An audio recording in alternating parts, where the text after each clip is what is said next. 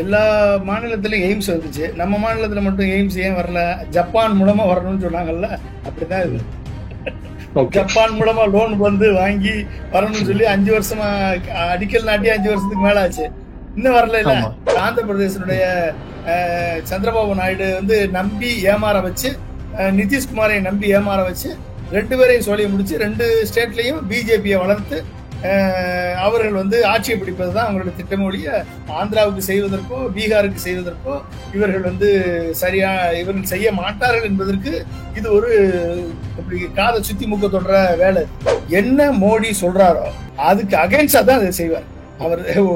அதுதான் அவருடைய காரியம், அவருடைய செயல்பாடு. அயோத்தியால தோர்த்தவொடனே ராமரை தூக்கி வெளியே போட்டுற இல்லையா? ராமரை தூக்கி போட்டுட்டு ஜெய் ஸ்ரீராம் என்ற கோஷத்தையே தூக்கி அந்த பகுதியில போட்டுட்டு அங்கிட்டு வெளியே போட்டு ஜெய் ஜெகநாதன் சொல்லலையா மோடி? இந்த ஆட்சியை தாங்கி பிடித்திருக்கக்கூடிய ஆந்திர பிரதேசுக்கும் பீகாருக்குமே அவர் ஏமாற்றி அவர்களுக்கு பூஜை மணி அடித்து விட்ட பின்பு நீங்க எப்படி நம்ம தமிழ்நாட்டுக்கெல்லாம் அவர் செய்ய போகிறார்?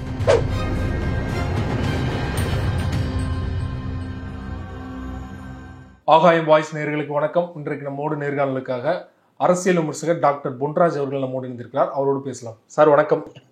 வணக்கம் சார். நேற்று ஒன்றிய நிதியமைச்சர் நிர்மலா சீதாராமன் அவர்கள் பட்ஜெட் தாக்கல் செய்தது தான் வந்து பேசு பொருளாக மாறி இருக்குது. பல்வேறு மாநிலங்கள்லேருந்து கடுமையான விமர்சனங்கள் எழுந்திருக்குது. குறிப்பாக தமிழ்நாட்டில் வந்து தமிழ்நாட்டுக்கு அந்த பட்ஜெட்டில் எதுவுமே இடம்பெறல அப்படிங்கிறது தான் ஒட்டுமொத்த தமிழ்நாடோட விமர்சனமாக இருக்குது. அதையும் தாண்டி முதல்வர் ஸ்டாலின் அவர்கள் வந்து டெல்லியில் நடைபெற இருக்கிற நிதி ஆயோக் கூட்டத்தை வந்து நான் வந்து புறக்கணிக்கிறேன்னு சொல்லியிருக்காரு. இன்றைக்கு மக்களவையிலும் சரி மாநிலங்களிலும் சரி வந்து கடுமையான எதிர்குரல் எதிர்கட்சிகள் சார்பாக எழுந்திருக்குது. வெளிநடப்பும் பண்ணியிருக்காங்க. நீங்க எப்படி சார் பாக்குறீங்க முதற்கட்டமா? இது ஒரு பட்ஜெட் மாதிரியே எனக்கு தெரியல. ஏதோ வந்து அவங்க கடந்த 10 ஆண்டுகளுக்கு இவர்கள் போட்ட பட்ஜெட்ல இந்தியா வளர்ந்தது மாதிரி, இந்த ஒரு பட்ஜெட் வளராத மாதிரி, வளர்ந்தது மாதிரியோ வளராத மாதிரியோ ஒரு மிகப்பெரிய ஒரு பட்ஜெட்டை இந்த அம்மா திருமதி நிர்மலா சீதாராமன் அவர்கள் தாக்கல் பண்ணிவிட்டது மாதிரியோ எந்த விதமான பிரமையும் இங்க இல்லை. அவங்களுடைய அடிப்படையே தவறா இருக்கு. அதாவது road map for our pursuit of Viksit பாரத்னு ஒரு ரோட் மேப் போட்டிருக்காங்க. அதுல வந்து farmer, poor, woman and youth அப்படின்னு பிரிச்சிருக்காங்க. அதை வந்து என்ன பண்றாங்க அப்படின்னா வந்து கேஸ்ட், 4 மேஜர் கேஸ்ட்னு சொல்றாங்க. அப்ப கேஸ்டுக்கினுடைய அர்த்தமே தெரியாம இவர்கள் எதை வந்து ஜாதி என்று பிரிக்கிறார்கள் என்றால், ஏழைகளையும் விவசாயிகள், ஏழை ஒரு ஜாதி, விவசாயி ஒரு ஜாதி, இளைஞர்கள் ஒரு ஜாதி, உமன் ஒரு ஜாதி என்று 4 வகை வர்ணங்களுக்கு பதிலாக 4 வகை ஜாதியாக இவர்கள் பிரிக்கிறார்கள். அடிப்படை பார்வையே தவறாக இருக்கிறது. 4 கேட்டகரியா நாங்க பிரிச்சிருக்கோம். மக்களை வந்து 4 கேட்டகரியா இருக்காங்க, அவர்களை நோக்கி நாங்கள் செல்கிறோம் என்று சொன்னால் பரவாயில்ல. அது எதுக்கு கேஸ்ட்னு சொல்றாங்கன்னு தெரியல. அப்ப இவர்களது எண்ணமே அடிப்படையே தவறாக இருக்கிறது. அப்ப அந்த அடிப்படை தவறா இருக்கும் போதும் இவங்களுடைய தீம் அப்படின்னு பாத்துக்கிட்டீங்க அப்படின்னா employment, skilling, MSME, middle class. அப்ப 4 ஸ்கீமுமே வந்து 4 ஸ்கீம்ல இவங்க கொடுத்துருக்கக்கூடிய அறிவிப்புகளை பார்த்தா எல்லாமே வந்து போகஸா தான் இருக்கு. அது வந்து எதுவுமே ஒரு ஒரு ஸ்ட்ராங்கான அறிவிப்புகளாக நான் பார்க்கவில்லை. அதாவது productivity and resilience in agriculture அப்படின்னு ஆரம்பிக்கிறாங்க. அப்ப ஆரம்பிக்கும் போதும் அக்ரிகல்ச்சர் ரிசர்ச்சுக்கு நாங்கள் இம்பார்ட்டன்ஸ் கொடுத்துருக்கோம்னு சொல்றாங்க. இவங்க ரிசர்ச்சுக்கு எவ்வளவு ஃபண்ட் அலாட் பண்ணிருக்காங்கன்னு எந்த விதமான தரவுகளும் இல்லை, இங்க பட்ஜெட்ல இல்லை. அப்ப 1.5 லட்சம் கோடியை வந்து அக்ரிகல்ச்சருக்காக பட்ஜெட்ல போட்டிருக்காங்க அப்படின்னா அந்த 1.5 லட்சம் கோடியை வச்சு எப்படி ஆராய்ச்சி பண்ணுவீங்க? எப்படி பண்றது நீங்க? அதாவது அக்ரிகல்ச்சர் செட்டப், அதாவது ரிசர்ச் செட்டப் பண்றதுக்கு அப்படின்னா அதுக்குன்னு ஒரு ரிசர்ச் சப்போர்ட் ஸ்கீம் இருக்கணும். அதுக்குரிய சரியான விதைகளை உருவாக்குவதற்கான ரிசர்ச்சுக்கு ஃபண்டிங் ப்ராப்பரா இருக்கணும். அதுக்கு நாங்க 1 லட்சம் கோடி, ஆராய்ச்சிக்கு 1 லட்சம் கோடி அலாட் பண்ணிருக்கோம்னு எங்கேயாவது அனௌன்ஸ்மெண்ட் இருக்கா அப்படின்னா அனௌன்ஸ்மெண்ட் இல்ல. அப்படின்னா இது வெற்று அறிவிப்பா தானே இருக்கு. இப்ப டிரான்ஸ்ஃபார்மிங் அக்ரிகல்ச்சர் ரிசர்ச் அப்படின்னு சொல்லி ஒரு அறிவிப்பா தான் இருக்கோடைய, அதுக்கு எங்க ஃபண்டிங் இருக்கு, எங்க பட்ஜெட் இருக்கு? அப்ப பட்ஜெட் இல்லை அப்படின்னா அது வெற்றி அறிவிப்பா தான் போகும். அப்ப அது மட்டும் இல்லாம cooperation, national cooperation policy announce பண்ணிருக்காங்க. அப்புறம் ஆத்ம நிர்பார் பாரத் அப்படின்னு சொல்லி, அதாவது ஆயில் சீடு, அதாவது மஸ்டர்ட் சீல், கிரவுண்ட் நட்டு, சீசாம், சோயாபீன் அண்ட் சன்ஃபிளவர் ஆயில் சீடுக்கு ஒரு மிஷன் அனௌன்ஸ் பண்ணியிருக்காங்க. இந்தியாவிலேயே உற்பத்தி பண்ணக்கூடிய ஆத்ம நிர்பார் பாரத், இது வரவேற்கலாம். அப்புறம் வெஜிடபிள் ப்ரொடக்ஷன் அண்ட் சப்ளை செயினுக்காக எஃப்யூஓ, அதாவது ஃபார்மர் ப்ரொடியூசிங் ஆர்கனைசேஷன், அப்புறம் கோஆபரேட்டிவ், ஸ்டார்ட் அப்பு, இதுக்கெல்லாம் வந்து ஒன்று ஆரம்பிச்சிருக்காங்க for supply chain collection, storage and மார்க்கெட்டிங்காக. இது வந்து பெரும்பாலான அக்ரிடெக் கம்பெனிஸ் வந்து இதில் கான்சன்ட்ரேட் பண்றாங்க. அதற்காக அவர்களை ஊக்குவிப்பதற்காகத்தான் இந்த vegetable production and supply chain market linkage வந்திருக்கே ஒழிய இது ஃபார்மர்களை ஊக்குவிப்பதற்காக அல்ல என்றுதான் நான் கருதுகிறேன். அது மட்டும் இல்லாமல் ரிலீஸ் ஆஃப் நியூ வெரைட்டிஸ், இது வந்து ஒரு வரவேற்கத்தக்க ஒரு அறிவிப்பு. 109 new high yielding and climate resilient varieties வந்து 32 ஃபீல்டுல ஃபீல்ட் அண்ட் ஹார்டிகல்ச்சர் கிராப்ல அனௌன்ஸ் பண்ணியிருக்காங்க. இது உண்மையிலேயே தேவையானது. ஏன்னா விதைகள் தான் இன்றைக்கு அடிப்படை. ஃபர்ஸ்ட் அக்ரிகல்ச்சர் ப்ரொடக்டிவிட்டிக்கு அடிப்படை ஆதாரமே விதைகள் தான். இன்றைக்கு இந்தியா முழுவதும் விதைகள், சரியான விதைகள் கிடைப்பதில்லை. அந்த விதைகள்ல புது வெரைட்டி அவங்க கொண்டு வராங்க. இதுவும் கரெக்டான விதைகளை விவசாயிகளுக்கு கொடுப்பாங்களா என்பதை பொறுத்திருந்து பார்த்தால் தான் தெரியும். ஏன்னா விதை கரெக்டா இருக்கணும். அது மட்டும் இல்லாம நேச்சுரல் ஃபார்ம், இயற்கை விவசாயத்துக்கு 1 கோடி விவசாயிகளை தயார்படுத்துவோம். நெக்ஸ்ட் 2 இயர்ஸ்ல நேச்சுரல் ஃபார்மிங் வந்து சர்டிபிகேஷன்லாம் பண்ணி பிராண்ட் பண்ணி உருவாக்குவோம்னு சொல்றாங்க. ஆக்சுவலா வந்து 10,000 need based bio input resource centres வந்து உருவாக்கும்னு சொல்லியிருக்காங்க. அப்ப இவர்கள் இதுல பாத்தீங்க அப்படின்னா கிட்டத்தட்ட அடிப்படை பிரச்சனை என்ன அப்படின்னா, இயற்கை விவசாயத்துல உற்பத்தி திறன் கம்மியாயிரும், உற்பத்தி திறன் இருக்காது. அப்ப உற்பத்தி திறன் இருக்காதுன்ற பட்சத்துல எந்த விவசாயிகள் இந்த இயற்கை விவசாயத்தை அடாப்ட் பண்ணுவாங்க? இயற்கை விவசாயம் நல்லது. இயற்கை விவசாயம் மண் வளத்தை பாதுகாக்கும். இயற்கை விவசாயம் உடல் நலத்திற்கு, உணவுக்கு, ஆரோக்கியமான உணவுக்கு இயற்கை விவசாயம் தான் வேண்டும். பட் ஆனால் உற்பத்தி திறன் இல்லையே. அப்ப உற்பத்தி திறனை உருவாக்குவதற்கு இந்த அரசு என்ன செய்தது என்பதை முதல் கேள்வியாக கேட்டிருக்க வேண்டும். அப்ப நீங்க வந்து ஒட்டுமொத்தமாக இயற்கை விவசாயத்தை தழுவிய ஸ்ரீலங்காவினுடைய நிலைமை என்னானது? உற்பத்தி திறன் குறைந்து இறக்குமதிக்கு ஆளாகி தன் உணவுக்கே இறக்குமதியை நம்பி இருக்க வேண்டிய நிலை ஏற்பட்டது ஸ்ரீலங்காவிற்கு. அப்ப அப்படிப்பட்ட ஒரு நிலை இந்தியாவுக்கு வந்துவிடக் கூடாது. அதுக்கு அடிப்படை கட்டமைப்பை உருவாக்கி அவர்களுக்கு ஒவ்வொரு பயிரிலும் உற்பத்தி திறனை மேம்படுத்தி அந்த உற்பத்தி திறனை அறிவியல் சார்ந்த, சயின்ஸ் அண்ட் டெக்னாலஜி சார்ந்த, ப்ராசஸ் சார்ந்த, controlled usage of fertilisers and controlled usage of pesticides, இதெல்லாம் வந்து கொண்டு வந்து கொஞ்சம் கொஞ்சம் வந்து உற்பத்தி திறனை அதிகரிச்சு மினிமம் சப்போர்ட் பிரைஸை என்ஷூர் பண்ணி கிட்டத்தட்ட 23 கிராப்புக்கு தான் வந்து மினிமம் சப்போர்ட் பிரைஸ் இவங்க அனௌன்ஸ் பண்ணியிருக்காங்க. கிட்டத்தட்ட 300க்கும் மேற்பட்ட கிராப் இருக்கு. அப்ப மினிமம் சப்போர்ட் பிரைஸை என்ஷூர் பண்ணி இதெல்லாம் பண்ணி கொடுத்து ஓரளவுக்கு விவசாயிகள் தரத்தை உற்பத்தி இது கொஞ்சம் கொஞ்சமா தான் நீங்க வந்து இயற்கை விவசாயத்தை வந்து கொண்டு வர முடியும். எடுத்த உடனே இயற்கை விவசாயம் பண்ணுங்க அப்படின்னா விவசாயிகள் தான் அதுல துன்பப்படுவாங்க, விவசாயம் தான் பாதிக்கப்படுவாங்க. கடைசியில விவசாய உற்பத்தி திறன் பாதிக்கப்படும். ஸோ எனவே இதை வந்து ஏதோ அனௌன்ஸ் பண்றதுக்காக பண்ணியிருக்காங்களே ஒழிய இது வந்து செயல்படுத்தக்கூடிய சிஸ்டமாக எனக்கு தெரியல. அதை தவிர்த்து இறால் பண்ணை வளர்ப்புக்கு நபார்டு மூலமாக வந்து ஃபினான்ஸ் பண்றதா சொல்லியிருக்காங்க. அது வரவேற்கத்தக்கது. அப்புறம் டிஜிட்டல் பப்ளிக் இன்ஃப்ராஸ்ட்ரக்சரை உருவாக்கும் இருக்காங்க. எந்த அளவுக்கு டிஜிட்டல் இன்ஃப்ராஸ்ட்ரக்சர் மூலமாக இன்றைக்கு டிஜிட்டல் இந்தியா மூலமாக இன்றைக்கு ஃப்ராடு நடக்கிறது என்பது நமக்கு எல்லாத்துக்கும் தெரியும். ஆன்லைன் ஃப்ராடு, பேங்க் ஃப்ராடு, எல்லா ஃப்ராடும் டிஜிட்டல் இன்ஃப்ராஸ்ட்ரக்சர் மூலமாக தான் நடந்து கொண்டு இருக்கிறது. இது வந்து விவசாயிகளுக்கு DPI coverage for farmers and there land 3 வருஷத்துல அந்த டிபிஐ கவரேஜை கொண்டாடுவோம். பப்ளிக் இன்ஃப்ராஸ்ட்ரக்சர் அப்ப வந்து லேண்டை வந்து ட்ரோன் மூலமா மேப் பண்றதோ, டிஜிட்டல் கிராப் சர்வே பண்றதோ, இதெல்லாம் வந்து வரவேற்கத்தக்க அம்சங்கள் ஒழிய டிஜிட்டல் இன்ஃப்ராஸ்ட்ரக்சர் எப்படி இவங்க பண்ண போறாங்கன்னு தெரியல. Insurance of Jan Samarth based Kisan credit கார்ட்ஸ்ன்னு சொல்லியிருக்காங்க. இவங்க ஏற்கனவே வந்து நீங்க பாத்தீங்கன்னா இன்சூரன்ஸ், கிராப் இன்சூரன்ஸ் கம்பெனிகளுக்கு 9 லட்சம் கோடி கொடுத்துட்டு கிராப் இன்சூரன்ஸ் கொடுத்து விவசாயிகளுக்கு கிராப் இன்சூரன்ஸ்னால கொடுத்த பணமே 3000 4000 கோடி தான். ஆனா கவர்மெண்ட் வந்து கிராப் இன்சூரன்ஸ் கம்பெனிக்கு கொடுத்த பணம் 9 லட்சம் கோடி. எப்படி இது வந்து இது யாரை பெனிஃபிட் பண்றதுக்காக இவர்கள் கொடுத்தார்கள்? இதுக்கு பதில் இருக்கா? அதாவது இதுக்கு இந்த பட்ஜெட்ல அந்த அம்மா பினான்ஸ் மினிஸ்டர் வந்து பதில் சொல்லியிருக்காங்களா அப்படின்னா அதுக்கு எந்த பதிலும் கிடையாது. அப்ப இதெல்லாம் இப்படி எல்லாம் பாத்துக்கிட்டீங்க அப்படின்னா ஒவ்வொன்றும் அப்படிதான் இருக்கு. அடுத்து நீங்க priorities R Viksit Bharat, employment and skilling next priority, employment skilling. இது பாருங்க, இதுவும் ஒரு ஒரு போகஸான அறிவிப்பா தான் தெரியுது. கிட்டத்தட்ட வந்து 3 ஸ்கீம் போட்டிருக்காங்க. ஸ்கீம் ஏபிசின்னு. ஒரு ஸ்கீம் வந்து ஃபர்ஸ்ட் டைமர்ஸுக்கு, அதாவது 1 month wage to new entrance in all formal sectors. அதாவது அதாவது 15,000 ரூபா கொடுக்குறாங்க 3 இன்ஸ்டால்மெண்ட்ல. ஒரு மாசத்துக்கு கூலிய, ஒரு மாசத்து கூலிய எந்த கம்பெனில வேலை பார்க்க ஜாயின் பண்றாங்களோ அவன் கொடுத்துருவான்ல. நீ என்ன கொடுக்குறது? நீ எதுக்கே கொடுக்குற? நீ என்ன கொடுக்க போற? எந்த கம்பெனி அவனுக்கு வேலை வாய்ப்பு கொடுத்தா அந்த கம்பெனிக்காரன் கொடுக்க போறான், இல்ல வந்து அந்த செக்டார்ல யார் கொடுக்க போறாங்க அவங்க கொடுக்க போறாங்க. இது வந்து கிட்டத்தட்ட 2,10,00,000 பேருக்கு, இளைஞர்களுக்கு பெனிஃபிட் ஆகும்னு சொல்றாங்க. இது யாரை ஏமாத்துறதுக்குன்னு தெரியல. 2வது scheme B, job creation in manufacturing sector. இப்போ மேனுஃபேக்சரிங் செக்டார்ல பாத்தீங்க அப்படின்னா ஃபர்ஸ்ட் டைம் எம்ப்ளாயை லிங்க் பண்றாங்க. அவங்க முதல் தலைமுறையா எம்ப்ளாய் ஆகுறவங்களுக்கு லிங்க் பண்றாங்க. அவங்களுக்கு இவங்களுக்கு பிஎஃப் கட்டிடுவோம்.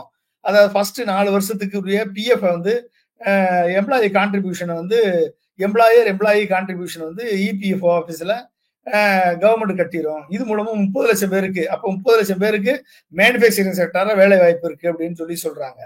அடுத்து scheme B, support to employers. அப்ப கவர்மெண்ட் வந்து இபிஎஃப்ஓ கான்ட்ரிபியூஷன் வந்து வேலை வாய்ப்பை கொடுக்கக்கூடிய தொழில் முனைவோர்களுக்கு 3,000 ரூபாய் ஒரு மாசத்துக்கு 2 வருஷத்துக்கு கொடுக்குறாங்க. புது வேலை ஆட்களை நியமித்தால் அவர்களுக்கு அந்த கம்பெனிக்கு 2 வருஷத்துக்கு 3,000 ரூபாய் எம்ப்ளாயர் கான்ட்ரிபியூஷனா கொடுக்குறாங்க. இது வந்து ஒரு 50 லட்சம் வேலை வாய்ப்பு உருவாக்கும் சொல்றாங்க. இது பார்ப்போம், அது எவ்வளவு பேருக்கு வரும்னு தெரியாது. ஏன்னா எம்எஸ்எம்இக்கு எந்த விதமான சப்போர்ட்டும் இல்லை. இதுல இது என்னன்னா, இதுல இன்னொரு கேலி கூத்து என்ன அப்படின்னா, skill development, national skill development corporation ஆரம்பிக்கும் போதும் கிட்டத்தட்ட 150 மில்லியன் யூத்தை வந்து குளோபலி ஸ்கில்டு யூத்தா மாத்தணும் அப்படின்னு தான் ஆரம்பிச்சது. யூபிஏ கவர்மெண்ட்ல டாக்டர் அப்துல் கலாம் அவர்கள் குளோபலி ஸ்கில்டு யூத்தை உருவாக்கணும்னு சொல்லி கொடுத்த மிஷனை பேஸ் பண்ணி நேஷனல் ஸ்கில் டெவலப்மெண்ட் கார்பரேஷன் உருவானது. அப்ப 1.5 மில்லியன், அதாவது 150 மில்லியன் யூத், அப்ப 15 கோடி இளைஞர்களுக்கு வேலை வாய்ப்பை கொடுக்கணும்ன்றதான் ஆரம்பிச்சது. இவங்க இப்ப அனௌன்ஸ் பண்ணிருக்காங்க ஸ்கில்லிங் ப்ரோக்ராம் வந்து பிஎம்சி பேக்கேஜ் 4th ஸ்கீம். என்னது? 20 லட்சம் யூத், 20 லட்சம் இளைஞர்களுக்கு ஸ்கில் பண்ணுவாங்க, ஸ்கில் எனேபிள் பண்ணுவாங்க. எப்ப? அடுத்த 5 வருஷத்துல. அப்ப வருஷத்துக்கு 4 லட்சம் பேருக்கு புது ஸ்கில் கொடுத்து 1000 ஐடிஐ இண்டஸ்ட்ரியல் ட்ரைனிங் இன்ஸ்டிடியூட்ல வந்து அப்கிரேட் பண்ணி அதன் மூலமா இந்த ஸ்கில்ல கொடுக்க போறாங்கன்னு சொல்லி சொல்றாங்க. இது எந்த அளவுக்கு இது வந்து ஒரு அட்ராக்டிவ் ஸ்கீமா எனக்கு தெரியல. இவங்க ஸ்கில்ல கொடுத்து எம்ப்ளாய்மெண்ட், எம்எஸ்எம்இ டோட்டலா நெக்லெக்ட் பண்ணிருக்காங்க இந்த பட்ஜெட்ல. அப்ப இவங்க எப்படி வந்து இந்த எம்ப்ளாய்மெண்ட்டை ஜென்ரேட் பண்ணுவாங்கன்னு எனக்கு தெரியல. So loan up to 7.5 lakh எம்எஸ்எம்இக்கு வந்து 7.5 லட்சம் ரூபாய் வந்து guarantee, with guarantee from government promoted fund. 7.5 lakhs வந்து கவர்மெண்ட் கேரண்டியா கொடுக்குறாங்க. கிட்டத்தட்ட 25,000 ஸ்டூடெண்ட்ஸ் எவ்ரி இயர் வந்து இவங்க பெனிஃபிட் அடைகிற மாதிரி கொண்டாந்து கொடுக்குறாங்க. உமன் பார்ட்டிசிபேஷன், இந்த ஒர்க் ஃபோர்ஸ்ல வந்து உமன் பார்ட்டிசிபேஷனை கூட்டுறதுக்கு அவர்களுக்கான ஹாஸ்டலை கொண்டு வராங்க, இண்டஸ்ட்ரி கொலாபரேஷன். அப்புறம் எஸ்டாப்ளிஷிங் கிரச்சஸ் எல்லாம் உருவாக்குறாங்க, அதை போட்டிருக்காங்க. அப்புறம் ஃபைனான்சியல் சப்போர்ட், கிட்டத்தட்ட வந்து loans up to 10 lakh for higher education in domestic institution. அதாவது இந்தியாவிலே படிக்கக்கூடிய மாணவர்களுக்கு 10 லட்சம் வரைக்கும் கல்வி கடன் கொடுக்குறாங்க. அடுத்து வந்து இ voucher to 1 lakh students every year. E voucher மாதிரி 1 லட்சம் ஸ்டூடெண்ட்ஸ்க்கு இ வவுச்சர் கொடுக்குறாங்க. ஆனுவல் இன்ட்ரெஸ்ட் சப்வென்ஷன் ஒரு 3% ஆனுவல் இன்ட்ரெஸ்ட் குறைக்கிறாங்க, அவ்வளவுதான். ஸோ இது எந்த அளவுக்கு ஏதோ ஒரு இதா கொடுத்துருக்காங்க. எய்வாஷ் மாதிரி தான் தெரியுது, பட் எனக்கு எந்த அளவுக்கு இது செயல்பாட்டுக்கு வரும்னு எனக்கு தெரியல.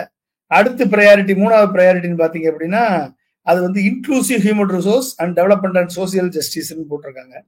இதுல மேஜர் பாத்தீங்க அப்படின்னா பீகார் அண்ட் ஆந்திர பிரதேஷ் தான். இவங்க ஃபுல்லா எக்கனாமிக் ஆப்பர்ச்சுனிட்டி, பீகார், ஆந்திர பிரதேஷ், அப்புறம் ஜார்க்கண்ட் அண்ட் வெஸ்ட் பெங்கால். இதுக்கு வந்து கம்ப்ளீட்டா என்டோமெண்ட் ரிச் ஸ்டேட்ஸ் இந்த eastern parts of covering Bihar, Jharkhand, West Bengal, Odisha, Andhra Pradesh வந்து எக்கனாமிக் ஆப்பர்ச்சுனிட்டியை குரோட் பண்றதுக்கும் விக்சித் பாரத், அதாவது வளர்ந்த இந்தியாவை உருவாக்குவதற்கு இவர்களுக்கு ஃபோக்கஸ் பண்றாங்களாம். So Amritsar Kolkata industrial corridor ஒன்று உருவாக்குறாங்க. கயால, அதாவது புத்த கயால வந்து ஒரு நோட கிரியேட் பண்ணி அமிர்த்சர் கொல்கத்தா இண்டஸ்ட்ரியல் காரிடாரை கொண்டு போய் சேர்க்கிறாங்க. அப்புறம் 3,00,000 கோடி வந்து உமனுக்கும் கேர்ள்ஸுக்கும் இந்த ஏரியாவில் பெனிஃபிட் அடைகிற மாதிரி 3,00,000 கோடி அதுக்கு தனியாக அலாட் பண்றாங்க. இது பிரதம மந்திரி ஜன் ஜாதியா உன்னத் கிராம் அபியான் சொல்லி இது வந்து சோசியோ எக்கனாமிக் கண்டிஷன் ட்ரைபல் கம்யூனிட்டியை உருவாக்குறதுக்கு 63,000 வில்லேஜஸை கவர் பண்ணி 5 கோடி ட்ரைபல் பீப்புளை கவர் பண்றதுக்காக ஒரு ஸ்கீம் அனௌன்ஸ் பண்ணியிருக்காங்க. எந்த அளவுக்கு அவங்களுக்கு போய் சேருமோ அது சேர்ந்தா அது உண்டு. அடுத்து more than 100 branches of Indian Post Payment Bank will be set up in the North Eastern region. Post Payment Bank, India Post Payment Bankனு ஒன்று அனௌன்ஸ் பண்ணியிருக்காங்க. இதெல்லாம் வந்து வரவேற்கத்தக்கதுதான். அப்புறம் ஆந்திர பிரதேசத்துக்கும் பீகாருக்கு 26,000 கோடி சாலை மேம்பாட்டு திட்டத்திற்கும் ஆந்திர பிரதேசத்துக்கு 15,000 கோடி வந்து இந்த ஒரு வருஷத்துல 2024-25 கொடுக்குறாங்க. போலாவரம் ப்ராஜெக்டை வந்து கம்ப்ளீட் பண்றதுக்கு ஃபுட் செக்யூரிட்டியை என்ஷூர் பண்றதுக்கும் போலாவரம் ப்ராஜெக்டை கம்ப்ளீட் பண்றதுக்கும் அடுத்து வந்து infrastructure such as water, power, railway, road in Kopparthy node and Visakhapatnam Chennai industrial corridor and ஒரு கேள்வி வருது. ஒரு சின்ன குறுக்கீடு சார், இங்கதான் கேள்வி வருது. நீங்க சொன்னது மாதிரி வந்து ஆந்திராவுக்கு 15,000 கோடியும் பீகாருக்கு 26,000 கோடியும் ஒதுக்கி இருந்தாலுமே மல்டி லேயர்டு ஏஜென்சி மூலமா நான் அரேஞ்ச் பண்ணி தருவோம் தான் சொல்லியிருக்காங்களா? அது ஒரு உத்தரவாதமா நம்ம பார்க்க முடியாது இல்லையா? வேர்ல்டு பேங்க் மூலமா இல்லைன்னா ஒரு பிரைவேட் ஆர்கனைசேஷன் மூலமா தான் அவங்க ரெடி பண்ணி கொடுக்கணும். ஸோ அவங்க கேட்டது சிறப்பு நிதி. இதுல வந்து ஒரு ட்விஸ்ட் இருக்குன்னு சொல்லிட்டு வெளிப்படையா ஜெகன் அவர்களுமே விமர்சனம் பண்ணியிருக்காரு. இது எப்படி நீங்க டைரக்டா எங்களுக்கு கொடுக்க முடியாம இப்படி நீங்களே அரேஞ்ச் பண்ணி தர்றதை நாங்க எப்படி எடுத்துக்கிறது? இது தெரியாம சந்திரபாபு நாயுடு அவர்கள் இதை வரவேற்றிருக்காரு அப்படிங்கிற ஒரு விமர்சனத்தையும் வச்சிருக்காரு ஜெகன். எல்லா மாநிலத்திலும் எய்ம்ஸ் வந்துச்சு, நம்ம மாநிலத்துல மட்டும் எய்ம்ஸ் ஏன் வரல? ஜப்பான் மூலமா வரணும்னு சொன்னாங்கல்ல, அப்படிதான் இது. ஜப்பான் மூலமா லோன் வந்து வாங்கி வரணும்னு சொல்லி 5 வருஷமா அடிக்கல் நாட்டி 5 வருஷத்துக்கு மேல ஆச்சு, இன்னும் வரல இல்ல. அப்ப வந்து அது மாதிரிதான் இது. அப்ப இன்னும் ஒரு 5 வருஷத்துக்கு இழுத்து கடைசி வரைக்கும் இழுத்து அவங்களுடைய சப்போர்ட்டை வாங்கி உறிஞ்சு ஆந்திர பிரதேசனுடைய சந்திரபாபு நாயுடு வந்து நம்பி ஏமாற வச்சு, நிதிஷ்குமாரை நம்பி ஏமாற வச்சு 2 பேரையும் சொல்லிய முடிச்சு 2 ஸ்டேட்லயும் பிஜேபியை வளர்த்து அவர்கள் வந்து ஆட்சியை பிடிப்பதுதான் அவங்களுடைய திட்டமொழிய. ஆந்திராவுக்கு செய்வதற்கோ பீகாருக்கு செய்வதற்கோ இவர்கள் வந்து இவர்கள் செய்ய மாட்டார்கள் என்பதற்கு இது ஒரு இப்படி காதை சுத்தி மூக்க தொடர வேலை. அதனால வந்து இது உண்மையிலே அது நடக்காது. எனவே அதை ஏமாறுறவர்களை நம்ம என்ன பண்ண முடியும்? இப்ப சந்திரபாபு நாயுடு ஏமாந்தாரு, நிதிஷ்குமார் ஏமாந்தாருன்னா அது மக்கள் ஓட்டு போட்ட மக்கள் தான் அவங்க அதுக்கு கேள்வி கேட்கணும். நம்ம என்ன பண்றது? ஏமாத்துறதுக்கு இவங்க இருக்காங்க. அதாவது நீங்க ஒண்ணு நல்லா தெரிஞ்சுக்கங்க, சிம்பிளான விஷயம். என்ன மோடி சொல்றாரோ அதுக்கு அகைன்ஸ்டா தான் அதை செய்வார் அவர். அதுதான் அவருடைய காரியம், அவருடைய செயல்பாடு. அப்ப ஒரு குற்றச்சாட்டு ஒருத்தர் மேல வைக்கிறாரு அப்படின்னா அந்த குற்றத்தை இவர் கட்சி செய்ததாக இருக்கும். ஒரு குற்றச்சாட்டை ஒரு அரசு மாநில அரசு மேல வைக்கிறாரு அப்படின்னா அந்த குற்றச்சாட்டை இவர்களது கட்சி செய்திருக்கும். அதை வந்து அடுத்தவங்க மேல போடுவாங்க. இதுதான் அவங்களுடைய பலம். அது மாதிரிதான் வந்து இதை நான் செய்யறேன் அப்படின்னு சொன்னாருன்னா கண்டிப்பா அது நடக்காது என்பதை புரிந்து கொண்டவர்கள் புரிந்து கொள்வார்கள். சந்திரபாபு நாயுடுக்கு தெரியல அப்படின்னா அதுக்கு நம்ம ஒண்ணும் பண்ண முடியாது. பீகார் நிதிஷ்குமாருக்கு தெரியலன்னா நம்ம ஒண்ணும் பண்ண முடியாது, அவங்களை ஒன்றும் காப்பாற்ற முடியாது. ஒண்ணு அது அவங்க தலையெழுத்து. அடுத்து இது மாதிரி நாலாவது ப்ரையாரிட்டி வந்து எம்எஸ்எம்இக்கு கிரெடிட் கேரண்டி ஸ்கீம். அதாவது எம்எஸ்எம்இ கேட்கறது என்ன?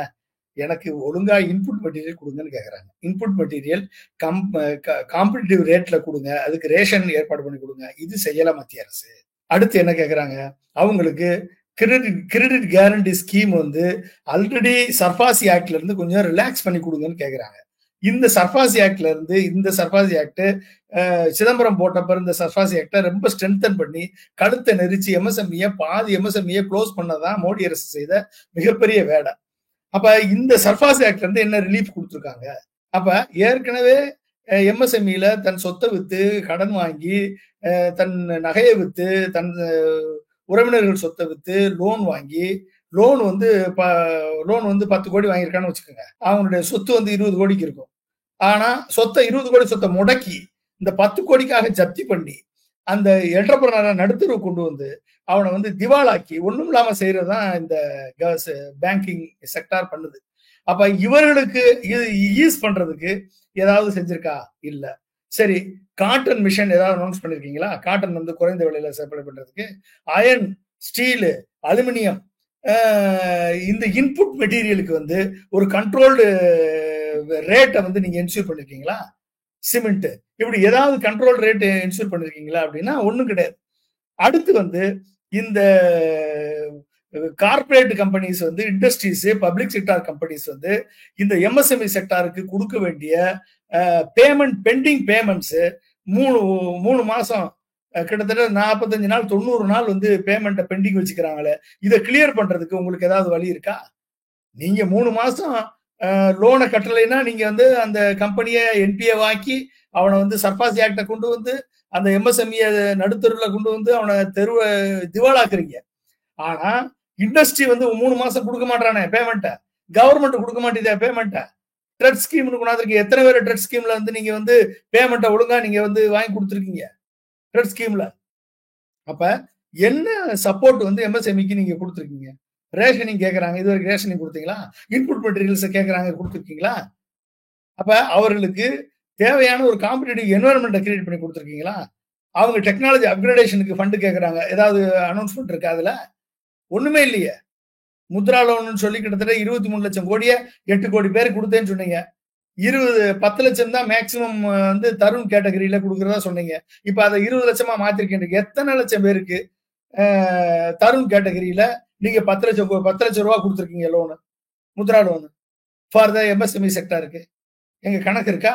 23 லட்சம் பேரு, 23 லட்சம் கோடி கொடுத்துருக்கீங்க, 8 கோடி பேர் கொடுத்துருக்கீங்க. இந்த 8 கோடி பேர்ல தருண் கேட்டகரியில வாங்கிய 10 லட்சம் ரூபாய் வாங்கிய எம்எஸ்எம்இ நிறுவனங்கள் சொல்லுங்க, அதோட அவுட்புட்டை சொல்லுங்க, ஏதாவது இருக்கா? அப்ப 23 லட்சம் கோடி வந்து இது காட்டில் பாறையில் விதைக்கப்பட்ட விதையாகத்தான் போனதே ஒழிய பிஜேபியை சேர்ந்த காரியகர்த்தாக்களுக்கு லோன் கொடுத்து அந்த 23 லட்சம் கோடி மாயமா போச்சு ஒழிய எம்எஸ்எம்இ செக்டாரை நீங்க தூக்கி விட்டுருந்தீங்கன்னா அவன் 150 மில்லியன் பீப்புளுக்கு வேலை கொடுத்துருப்பானே. அவன் இன்னைக்கு மக்களுக்கு, அடித்தட்டு மக்களுக்கு, இன்ஃபார்மல் செக்டார்ல இருக்க மக்களுக்கு வாங்கும் சக்தி அதிகரிச்சிருக்குமே.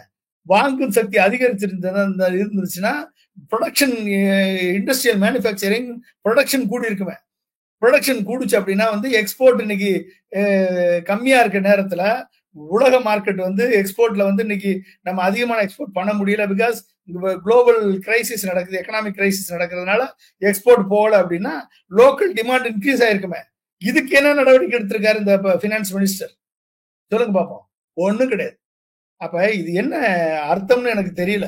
அப்ப இது எந்த அளவுக்கு வந்து இந்த பட்ஜெட் வந்து ஹெல்ப் பண்ணணும்னு தெரியல. 12 இண்டஸ்ட்ரியல் பார்க்க உருவாக்குறேன்றாங்க, நேஷனல் இண்டஸ்ட்ரியல் காரிடாரை உருவாக்குறேன் அப்படின்னு சொல்றாங்க. இது எந்த அளவுக்கு சப்போர்ட் பண்ணணும்னு எனக்கு தெரியல. ஏற்கனவே எத்தனையோ இண்டஸ்ட்ரியல் பார்க் இருக்கு. இண்டஸ்ட்ரியல் பார்க்கு தேவைதான். ஆனால் அவர்களுக்கு தேவையான ஒரு எம்எஸ்எம்இ செக்டார் சஸ்டெயின் பண்றதுக்கு தேவையான எந்த ஸ்டெப்பும் எடுக்காம வெறும் இண்டஸ்ட்ரியல் பார்க்கை மட்டும் கிரியேட் பண்ணி கொடுத்து எந்த பிரயோஜனமும் இல்லை. இண்டஸ்ட்ரியல் பார்க், எத்தனை இண்டஸ்ட்ரியல் பார்க் மூடப்பட்டிருக்கிறது என்பதை நம்ம கண்ணு முன்னால பார்த்துட்டு இருக்கோம். 50% of the industrial MSME sector வந்து க்ளோஸ் ஆகி போச்சு. இதுக்கு உதாரணம் திருப்பூர், உதாரணம் கோயம்புத்தூர், உதாரணம் சிவகாசி, உதாரணம் வேலூர், ஆம்பூர், திண்டுக்கல், உதாரணம் சென்னை எடுத்துக்கங்க. எத்தனை 50% of the MSME sector is closed. Revive பண்றதுக்கு என்ன நடவடிக்கை எடுத்திருக்கு? இது என்ன பூஸ்ட் அப் அவங்களுக்கு கொடுத்துருக்கீங்க? ஒண்ணும் கிடையாது. அப்ப டார்மிட்ரி கொண்டாடுறாங்க, அதெல்லாம் பாராட்டலாம். ஒர்க்கர்ஸ் தங்குறதுக்கு டார்மிட்ரி கொண்டாடுறாங்க. இது வட இந்திய ஒர்க்கர்ஸ் தங்குறதுக்கு டார்மிட்ரி வேணும், அதை வந்து கொண்டாடுறாங்க. ஓகே, அதெல்லாம் நம்ம வந்து பாராட்டலாம். அடுத்து வந்து இன்னொன்னு ஒரு ஸ்கீமு, யூபிஏ கவர்மெண்ட் ராகுல் காந்தி சொன்ன இன்டர்ன்ஷிப் ஸ்கீம் மாதிரி இவங்க ஏதோ ட்ரை பண்ணியிருக்காங்க. அதுவுமே வந்து இன்டர்ன்ஷிப் வந்து கிட்டத்தட்ட 500 டாப் கம்பெனிஸ் எடுத்துட்டு, அந்த 500 டாப் கம்பெனிஸ்ல 5 வருஷத்துல எம்ப்ளாய்மெண்ட் கொடுக்குறேன்னு சொல்றாங்க. அப்ப 5 வருஷத்துல 1 கோடி யூத்துக்கு எம்ப்ளாய்மெண்ட் கொடுக்குறேன்றாங்க. அப்ப 500 டாப் கம்பெனி 1 கோடி பேருக்கு வந்து இன்டர்ன்ஷிப் ட்ரைனிங் எவ்வளவு? 6 மாசம் ட்ரைனிங் இருக்கும். அந்த 6 மாசம் ட்ரைனிங் வந்து கிட்டத்தட்ட ஒரு 4000 பேருக்கு எப்படி கொடுப்பாங்கன்னு தெரியல. 500 கம்பெனில 4000 பேரை உள்ள எடுக்க இன்டர்ன்ஷிப் கொடுக்கறதுக்கு கேப்பபிலிட்டி இருக்கான்னு எனக்கு தெரியல. ஈவன் 2000 பேர் கொடுக்க முடியுமா ஒவ்வொரு கம்பெனியும் அப்படின்னு எனக்கு தெரியல. இதுக்கு 5000 ரூபா அலவன்ஸ் கொடுக்குறாங்க. அப்புறம் 6000 ரூபா வந்து சிஎஸ்ஆர் ஃபண்ட் மூலமா கொடுக்கறதா அவங்க சொல்றாங்க. கடைசி ப்ரையாரிட்டியா அர்பன் டெவலப்மெண்ட்டை சொல்றாங்க. ஸ்டாம்ப் டியூட்டி எக்ஸம்ஷன் உமனுக்கு கொடுக்குறாங்க. அப்புறம் ஸ்ட்ரீட் மார்க்கெட்டை வந்து ஹேட் வந்து உருவாக்குறாங்களா, 100 ஹேட், வாரத்துக்கு 100 ஹேட் உருவாக்குறதா சொல்றாங்க. எந்த அளவுக்கு இது ஸ்ட்ரீட் மார்க்கெட்டுக்கு, கடை வியாபாரிகளுக்கு இது பலன் கொடுக்கும்னு தெரியல. டிரான்சிட் ஓரியன்ட் டெவலப்மெண்ட், அதாவது 14 large cities with population above 30 லட்சத்துக்கு இருக்கவங்களுக்கு டிரான்சிட் ஓரியன்ட் டெவலப்மெண்ட் கொண்டாடுறாங்க. அப்புறம் water management, promote water supply, sewage treatment, solid waste management, இது வந்து செய்ய வேண்டிய ப்ராஜெக்ட். அப்புறம் ஹவுசிங் நீடு வந்து பிஎம் ஆவாஸ் யோஜனா அர்பன் 2.0 போட்டு கிட்டத்தட்ட 1 crore அர்பன் பூவருக்கும் அண்ட் மிடில் கிளாஸ் ஃபேமிலிக்கு வந்து 10 லட்சம் கோடி இன்வெஸ்ட்மெண்ட்ல ஆவாஸ் யோஜனா வீடுகள் கட்டித்தரக்கூடிய திட்டத்தை கொண்டு வராங்க 1 கோடி பேருக்கு.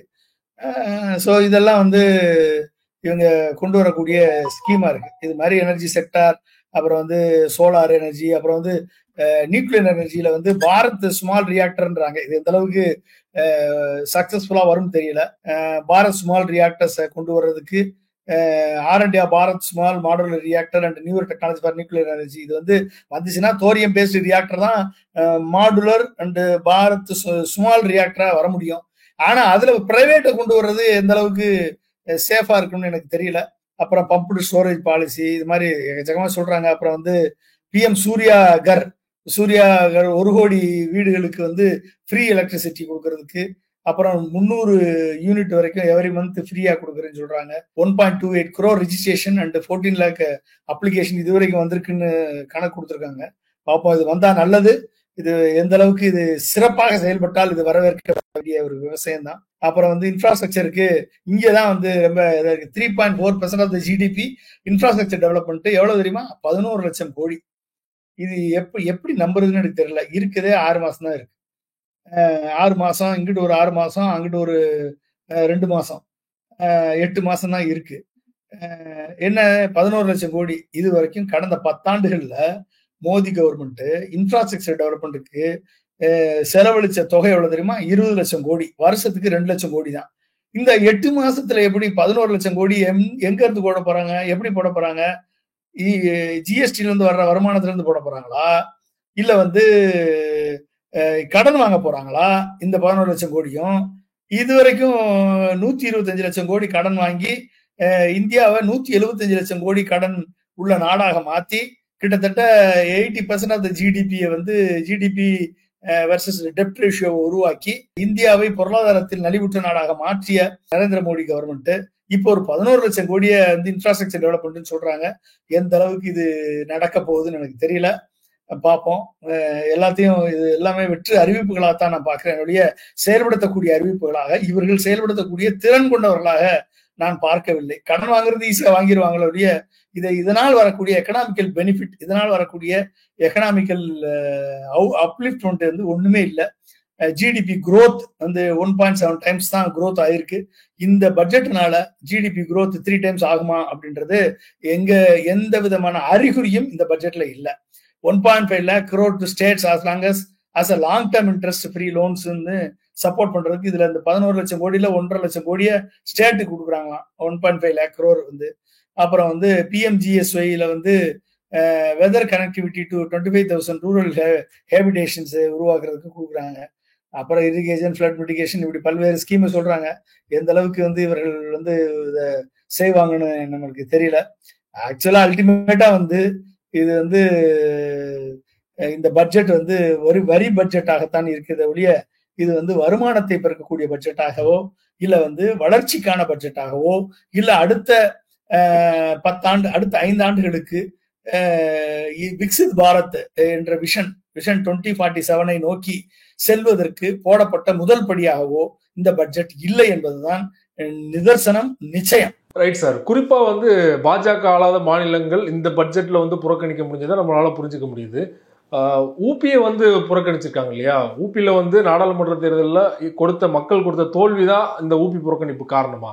ஆமா, அயோத்தியால தோர்த்த உடனே ராமரை தூக்கி வெளியே போட்டுற இல்லையா? ராமரை தூக்கி போட்டுட்டு ஜெய் ஸ்ரீராம் என்ற கோஷத்தையே தூக்கி அந்த பகுதியில போட்டுட்டு அங்கிட்டு வெளியே போட்டு ஜெய் ஜெகநாதர்னு சொல்லலையா மோடி? அவர்களுக்கு தேவை எலெக்ஷன்ல யாரு ஜெயிக்கிறாங்களோ, எங்க மக்கள் வெற்றி பெறுகிறார்களோ அதில மட்டும்தான் கான்சன்ட்ரேட் பண்ணுவாங்க ஒழிய, அவர்களை பொறுத்தவரைக்கும் ஒட்டுமொத்த இந்தியா அவருடைய வளர்ச்சி என்பது பிரதமராக அவர் இல்லை. அவர் ஒட்டுமொத்த இந்தியாவுக்குமான பிரதமராக இல்லை. அவர் எங்கு ஜெயிக்கிறாரோ அங்குதான் பாரத் என்று அவர் நினைத்துக் கொண்டிருக்கிறார். எனவே அவர் ஜெயிக்கக்கூடிய இடத்திற்கு மட்டும்தான் அவர் சேவை செய்வார். ஜெயிக்கக்கூடிய கூட்டணி கட்சிகளுக்கு மட்டும்தான் அவர் பலனளிப்பார். இந்த ஆட்சியை தாங்கி பிடித்திருக்கக்கூடிய ஆந்திர பிரதேசுக்கும் பீகாருக்குமே அவர் ஏமாற்றி அவர்களுக்கு பூஜை மணி அடித்து விட்ட பின்பு நீங்க எப்படி நம்ம தமிழ்நாட்டுக்கெல்லாம் அவர் செய்ய போகிறார்? உத்தரப்பிரதேசத்துக்கு எப்படி செய்வார்? உத்தரப்பிரதேசம் விழித்து கொண்ட மாநிலம். உத்தரப்பிரதேசம் இவர்களது சோசியல் இன்ஜினியரிங்க புரிந்து கொண்டு இவர்கள் மக்கள் மத்தியிலே ஜாதியை வைத்து micro engineering micro divisive social இன்ஜினியரிங்கை உருவாக்கி மக்கள் மத்தியிலே ஓபிசி மத்தியிலே பிளவுகளை ஏற்படுத்தி இவர்கள் மதத்தை முன்னிறுத்தி மேக்ரோ லெவல்ல மதத்தை வச்சு பிளவுபடுத்தி மைக்ரோ லெவல்ல ஜாதியை வைத்து பிளவுபடுத்தி இவர்கள் ஆட்சி நடத்தி எந்த விதமான பலனையும் பெறாத உத்தரப்பிரதேச மக்கள் விழித்து கொண்டு இவர்களை தோற்கடித்ததன் காரணமாக இன்றைக்கு உத்தரப்பிரதேசம் புறக்கணிக்கப்பட்டிருக்கிறது. தொடர்ந்து தமிழகம் இவர்களது எந்த ரூபத்தையும் கண்டறிந்து அனைத்து ரூபத்தையும் கண்டுபிடித்து இவர்களை தொடர்ந்து விரட்டி கொண்டிருப்பதால், தொடர்ந்து இவர்களை ஒதுக்கி தள்ளுவதால் தமிழகம் புறக்கணிக்கப்படுகிறது. எனவே இவர்கள் ஒட்டுமொத்த இந்தியாவுக்குமான பிரதமர் அல்ல அவர். இவர் ஜெயிக்கக்கூடிய இடங்களுக்கான பாரத பிரதமர் என்றுதான் நாம் புரிந்து கொள்ள வேண்டும். நிறைவா ஒரு கேள்வி சார். எப்பவுமே ஒரு பட்ஜெட் அனௌன்ஸ் பண்றாங்கன்னா அதுல பாத்தீங்கன்னா அதை ஒட்டி வரக்கூடிய மாநில தேர்தல்களில் முக்கியமா அந்த மாநில தேர்தலுக்கு சிறப்பான ஒரு சலுகைகளோ ஒரு அறிவிப்புகளோ வெளியாகும். ஆனால் விரைவில் 3 மாநில தேர்தல் வர இருக்குது. மகாராஷ்டிரா, ஜார்க்கண்ட், அப்புறம் ஹரியானா. அந்த 3 மாநிலத்திலுமே இந்த பட்ஜெட் எதுவுமே இல்லாத நம்ம எப்படி புரிஞ்சுக்கிறது? குறிப்பாக மகாராஷ்டிராவில் கூட்டணி ஆட்சி தான் இருக்குது, ஷிண்டே இருக்காரு. ஆனால் அவருமே அவருடைய அதிருப்தியை தெரிவிச்சிருக்காரு இல்லையா?